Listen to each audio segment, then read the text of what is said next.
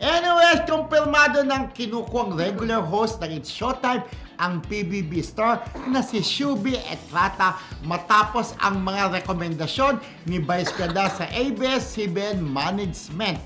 Sa mga nakarang appearances kasi dito sa show, kinaaliwan ng netizens ang pagko-host nito na ayon pa sa mga reactors, I love seeing her bantering with Meme Vice. Gayunman, wala pa rin sagot ang kampo ni Shubi sa offer na ito dahil sa daming racket ng dalaga kung saan ongoing na ang mga endorsements at guesting bago pa man ito lumabas sa PBB.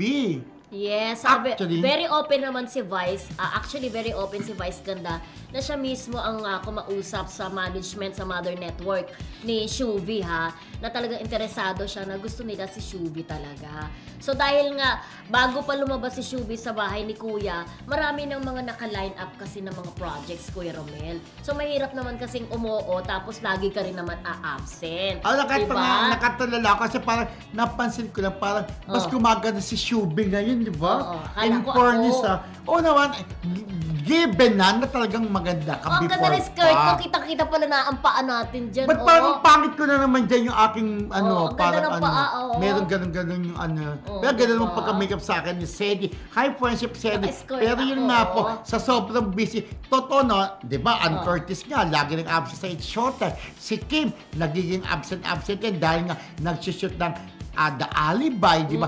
Baka naman ito dahil din sa daming racket ni Shubi, parang sayang lang naman yung magiging co-host siya doon. Pero okay na, ang dami na naman nila di ba? Yes! Pero alam naman ng management ng ABS na makakatulong din si Shubi kung magiging regular host siya ng It's Showtime. Tararam! Huwag mo na kantahin. Diba? Okay! At syempre, good luck sa napakagandang career ni Shubi na kahit hindi big winner, pang big winner talaga naman ang nangyayari sa kanyang karera, di ba? Yes, also ng endorsements.